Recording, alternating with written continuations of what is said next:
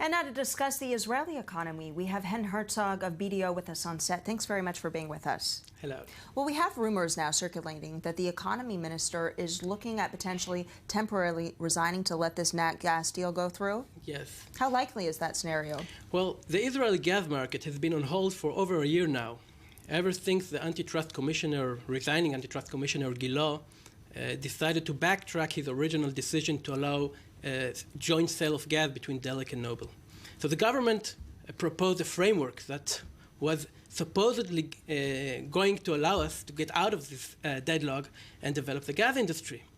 This framework was passed and approved by the Israeli parliament, but the government didn't have the majority to exercise its majority and take and translate this decision into action. So Deri's resignation or a temporary resignation may prove the ability to get out of this deadlock and develop the gas industry. Interesting. How likely do you think that is, these speculations? Well, you have to remember that the Ministry of Economy wasn't Deri's first choice when the government was formed. So maybe he's looking to get another ticket, another office that will, in his view, be more suitable to promote his agenda of welfare economics. Although I do believe that the Ministry of Economy does have the ability to promote welfare economics, but it seems that Deri thinks otherwise. Well, it has economics in that title there. But how important is this deal for the Israeli economy? I think it is a tremendous deal, the gas industry. You have to remember that the Israeli public, the Israeli taxpayer, has over 65% share in the gas findings, in the gas revenues. So it is in the interest of the Israeli consumer to develop these fields. Now, there is a tension between two needs: the need to promote competition and enter new players into the market. On the one hand, that's the agenda that the antitrust commissioner was promoting, and the need to develop the industry and develop the economy. And the idea of the framework was to create such an environment that balanced between these two needs, between the need to create competition and between the need to create develop the industry. But the current situation that the market is on hold does not serve any of the parties, because we are doing nothing to promote competition, and we are doing nothing to develop our gas industry. So any solution would be better than the current situation. Interesting. So moving on, though, with the Bank of Israel now pausing on rates, Karnit Flug, the head of the bank, choosing to pause here, very similar to the U.S. What's the cause?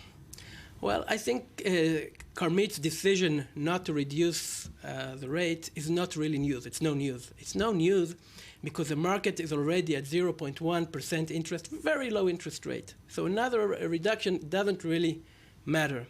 You have to remember, why do we reduce interest rates? The idea, what we as economists, we call it expansionary monetary policy. But the idea is simple. You want to reduce the interest rate, you want to reduce the cost of money, the cost of capital, in order to promote investments in the markets, to promote investment and to promote growth. Now, in the last year or more, the Israeli economy has been in a paradoxical situation. Interest rate is very low, almost zero, and investment level is going down, and growth is going down, even before the current terrorist crisis. So we don't have the ability to use anymore the monetary policy to promote growth. We need to look elsewhere in terms of government policy. What are the main reasons, though, for that softening here?